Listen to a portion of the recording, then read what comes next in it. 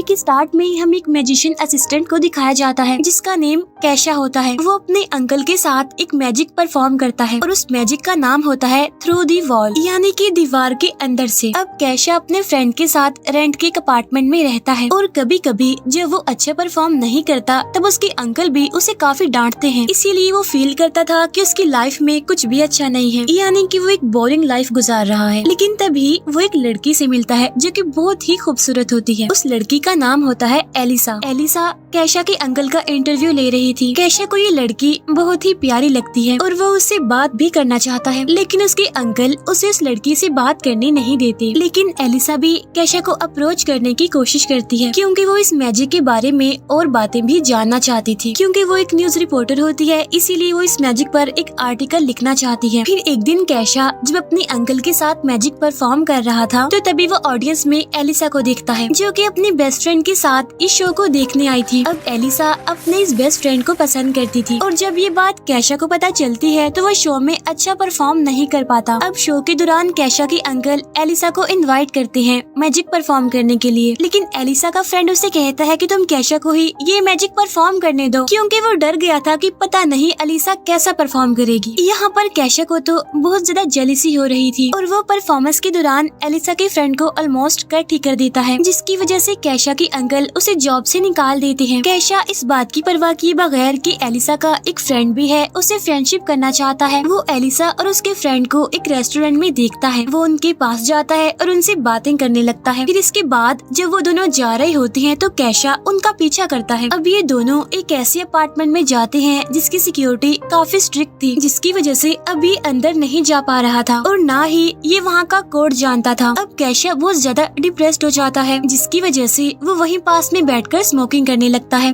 तभी वहाँ पर एक स्ट्रेंज मैन आता है जो लाइटर से उसकी सिगरेट को जला देता है और वो उससे कहता है कि अगर तुम मुझे $20 उधार दे दो तो मैं तुम्हारी एक विश पूरी कर सकता हूँ। अब कैशा इतना ज्यादा परेशान था और वो कहता था कि कोई चाहे मुझसे जितने मर्जी पैसे मांग ले, मैं तो उसे पैसे दे दूंगा अगर वो मेरी ये विश पूरी कर दे तो। इसीलिए वो उस आदमी को $20 दे देता है जितने के उसने मांगे थे। लेकिन पैसे लेने के बाद वो आदमी तो वहाँ से गायब हो जाता है, जिसकी वजह से कैशा परेशान हो जाता है और सोचता है कि शायद वो उसके पैसे लेकर भाग गया है। लेकिन तभी एक अजीब सा मैजिक होता है और वो इल्यूजरी मैजिक जो कि शो में वो परफॉर्म करता है, बिल्कुल उसी तरह कैशा दीवार की एक साइड से दूसरी साइड पर चला जाता है। नेक्स्ट डे कैशा अपने अंकल की फोन कॉल से जाग जाता है। कैशा जब जागता है तो वो थोड़ा बहुत नींद में होता है। उसे कुछ समझ नहीं आती कि कल रात क्या हुआ था। साथ साथ वो जमीन पर इतने सारे पैसे पड़े हुए भी नोटिस नहीं करता। लेकिन तभी उसका फ्रेंड जो कि न्यूज़पेपर पढ़ रहा होता है वो कैशा को बताता है कि एक बैंक में रॉबरी हुई है और रॉबरी भी इतनी मिस्टीरियस हुई कि चोर सारे पैसे तो ले गया लेकिन उसने किसी भी चीज को नहीं तोड़ा, ना ही किसी विंडो को और ना ही किसी दरवाजे को। और अब यहाँ पर कैशा को समझ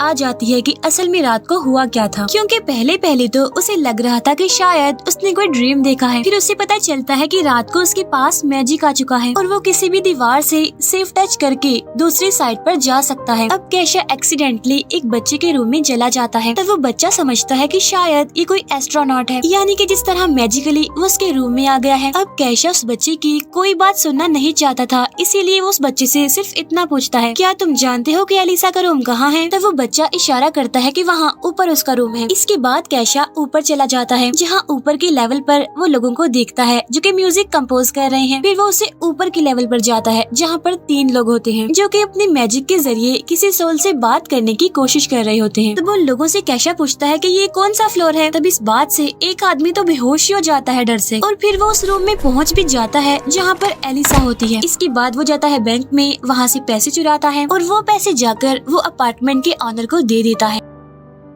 उसकी लाइफ तो बिल्कुल ही बदल गई थी। जो सुपर पावर उसके पास है इसे हासिल करने के बाद अगले सीन में हम देखते हैं कि एक पुलिस ऑफिसर आकर कैशा का रास्ता रोकता है, लेकिन कैशा कार के नीचे से उस पुलिसमैन के साथ प्रैंक करता है। इसके बाद वो जाकर अपने अंकल के साथ भी प्रैंक करता है और उन पर फायर कर देता है। वजह ये थी कि उसके अंकल उसे अच्छे से बिहेव नहीं करते थे। अगले सीन में हम देखते हैं कि कैशा के घर में पुलिस आ गई है और उन्हें पता चल गया था कि कैशा ने ही बैंक रॉबरी की है। अब सवाल ये उठता है कि पुलिस को ये बात कैसे कैसे पता चली? पुलिस को ये बात ऐसे पता चली क्योंकि कैशा ने वहाँ पर एक नोट छोड़ दिया था जिसमें उसने लिखा था कि पैसे मैं ले रहा हूँ, और साथ में उसने एड्रेस भी लिख दिया था। लेकिन अब कैशा फंस चुका था, भागने का उसके पास कोई रास्ता नहीं था। लेकिन अब क्योंकि कैशा के पास सुपर पावर्स थी, इसीलिए वो आसानी से वहाँ से भाग सकता था। इतनी ही देर में इस अपार्टमेंट की फीमेल ऑनर भी वहाँ पर आ जाती है। कैशा का फ्रेंड उससे कहता है कि ये अपार्टमेंट रहने के लिए बिल्कुल भी अच्छा नहीं है। वो कहता है क्योंकि मुझे गैस की स्मेल आ रही है। तो वो फीमेल ऑनर कहती है कि नहीं, ये अपार्टमेंट बिल्कुल ठीक है और आगे कई साल मजीद ये चल भी सकता है। फिर वो जाकर गैस को ऑन करती है जिससे वहाँ पर एक काफी बड़ा ब्लास्ट हो जाता है। अब वहाँ पर इतना बड़ा ब्लास्ट हुआ था कि सब लोग मर सकते थे। लेकिन अब क्योंकि वहाँ पर कैशा था जो कि अपनी सुपर पावर्स का इस्तेमाल करके इन सबको बचा लेता है। इसके बाद कैशा और उसका फ्रेंड एक काफी बड़े अपार्टमेंट में शिफ्ट हो जाते हैं। वहाँ बैंक इंचार्ज जो कि अपार्टमेंट में होने वाले धमाके से मर भी सकता था, उसे कैशा ने बचा लिया था। इसीलिए अब वो भी कैशा को बचाता है रॉबरी से होने वाली सजा से, और इसके चुराए हुए पैसे इंश्योरेंस कंपनी को दे दिए जाते हैं। अब क्योंकि उसकी सारी मुश्किलात खत्म हो गई थी, इसीलिए वो वापस एलिसा के पास जाता है। वहाँ जाकर इसे पता चलता है कि एलिसा अपने फ्रेंड के साथ बातें कर रही है। वो बता रही थी कि मैं अपना लाइफ पार्टनर किस तरह का और कैसा चाहती हूँ, और साथ ही में मेरी विश है आइडियल कार की। अब कैशा को आइडिया हो जाता है कि उसे कैसा बिहेव करना है जिससे कि एलिसा उससे इम्प्रेस होकर उसे पसंद करने लगे। उस आदमी ने कैशा को पावर्स दी थी ताकि वो इन पावर्स का इस्तेमाल करके अच्छे काम कर सके, लोगों की हेल्प कर सके। लेकिन वो तो इन पावर्स का इस्तेमाल सिर्फ और सिर्फ एलिसा को ही खुश करने के लिए कर रहा था। इसके बाद कैशा एक शॉप पर जाता है और वहाँ से वो उस कार को परचेज करता है जो कि एलिसा को पसंद है, और साथ ही में वो एलिसा के लिए फ्लावर्स भी खरीदता है। इसके बाद ये एलिसा के आने का वेट करने लगता है, और जब एलिसा वहाँ पर आती है तो ये उसके सामने कन्फेस करता है कि वो उसे कितना लाइक करता है। लेकिन अब क्योंकि एलिसा अपने काम के लिए लेट हो रही थी, इसीलिए वो इसकी बातों पर ज्यादा ध्यान नहीं देती और वो इसकी गाड़ी में बैठ जाती है अपने ऑफिस जाने के लिए। इसके बाद वो अपने ऑफिस पहुँच जाती है। लेकिन अब क्योंकि वो लेट थी, इसीलिए उसका बॉस उसकी रिपोर्ट को एक्सेप्ट नहीं करता और उसे काफी डांटता है। उसका बॉस तो चाहता था कि ये कोई ब्रेकिंग न्यूज लिखे, लेकिन ये तो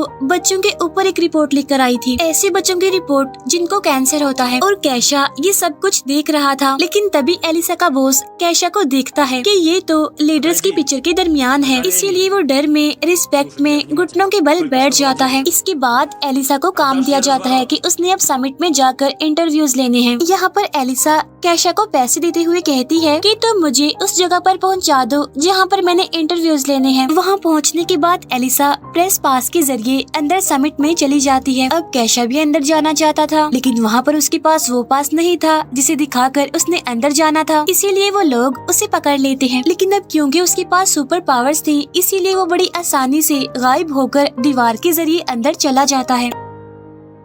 एलिसा का दिन वहाँ पर बहुत अच्छा गुजरता है और उसे चांस मिलता है एक बहुत बड़ा इंटरव्यू लेने का। अब इस बात की वजह से एलिसा बहुत खुश हो जाती है। अब उसकी खुशी का फायदा उठाते हुए यहाँ पर कैशा भी अपनी फीलिंग्स उसके सामने रख देता है, लेकिन इस बात पर एलिसा उसका दिल तोड़ देती है। वो कहती है कि मैं तो कभी भी तुमसे इम्प्रेस नहीं हुई। अब एलिसा के बॉस ने जब कैशा का मैजिक देखा था तो वो उससे बहुत इम्प्रेस हो गया था, और इसे इम्प्रेस होने की वजह से वो जाकर एलिसा को प्रमोट कर देता है। अब इसकी वजह से भी एलिसा बहुत खुश हो गई थी, लेकिन इतनी कोशिशों के बावजूद भी एलिसा अभी तक उसे लाइक नहीं करती थी। यहाँ पर कैशा को कुछ समझ नहीं आ रही थी कि उसे क्या करना चाहिए। लेकिन तभी हम देखते हैं कि वो एक बीमार बच्चे के साथ बातें कर रहा है, जो कि उसे बता रहा होता है कि मेरी मॉम मुझे स्पेस में लेकर जाएंगी। यहाँ पर कैशा उस बच्चे की बातों को सीरियस नहीं लेता और वो वापिस से एलिसा के रूम में चला जाता है, जहाँ पर एलिसा सो रही थी, और ये जाकर उसे जगाता है। जहाँ पर एलिसा को लगता है कि वो कोई ड्रीम देख रही है, लेकिन अब क्योंकि उसे तो लग रहा था कि वो ड्रीम में है, इसीलिए ये उसे उठाकर दीवार की दूसरी साइड पर ले जाता है। इसके बाद ये जाकर एक ट्रेन पर भी जंप करते हैं। वहाँ से वो फिर एक कैरेज में चले जाते हैं। यहाँ पर कैशा एलिसा को बहुत ज्यादा एंजॉय करवाता है, जहाँ पर एलिसा को तो ये पता ही नहीं होता कि ये किसी ड्रीम में नहीं हो रहा बल्कि ये रियल में हो रहा है। अब एलिसा जिस लड़की को लाइक करती थी, ये उसके साथ फाइट करता है, लेकिन ये बेचारा तो मार ही खाता है। अब अगर देखा जाए तो इस तरह का प्यार अच्छा नहीं होता, यानी कि अगर आप किसी को पसंद करते हैं तो आप फोर्सफुल फोर्सफुली चाहते हैं कि वो आपके साथ रहे और आप ये बात भी ना समझे कि वो इंसान अपनी लाइफ के लिए क्या चाहता है। इसके बाद हम देखते हैं कि कैशा एक बहुत ही बड़ी बिल्डिंग पर जाकर खड़ा हो जाता है ताकि वो एलिसा को इम्प्रेस कर सके उसका दिल जीतने के लिए। इस तरह से वो उसे बताना चाहता था कि अगर उसकी लाइफ में वो नहीं तो उसे ये लाइफ भी नहीं चाहिए, यानी कि ये फोर्सफुली उसका प्यार हासिल करने के लिए उसे मजबूर कर रहा था। लेकिन तभी हम देखते हैं कि कैशा इस बिल्डिंग से नीचे गिर जाता है, लेकिन अब क्योंकि इसके पास सुपर पावर्स थे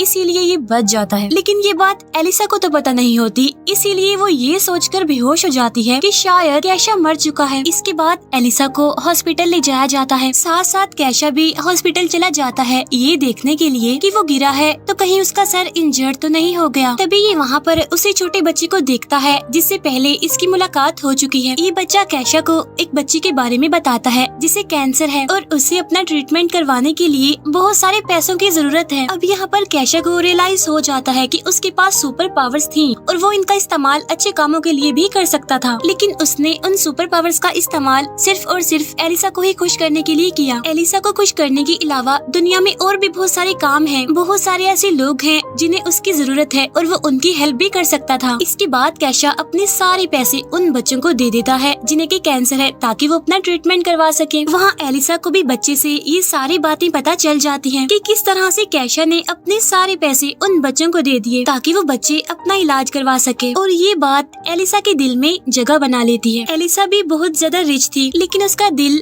बहुत काइंड था और वो अपनी लाइफ में एक ऐसा पर्सन चाहती थी जो कि उसी की तरह काइंड हार्टेड हो। अब एलिसा फौरन भागती है कैशा की तरफ ताकि वो उसे अपनी फीलिंग्स बता सके, ये बता सके कि वो उसे अब कितना पसंद करने लगी है। इसके बाद हमें कैशा दिखाया जाता है जो कि अपनी सुपर पावर्स वापस से उस आदमी को दे देता है क्योंकि अब उसे वो चीज मिल गई है जो कि वो हमेशा से चाहता था। फिर वहाँ वो आदमी इंतजार करने लगता है किसी अगले पर्सन का जो कि उसे उधार दे और ये उसे अपनी सुपर पावर्स दे दे, और इसी के साथ ही ये मूवी यहीं पर एंड हो जाती है।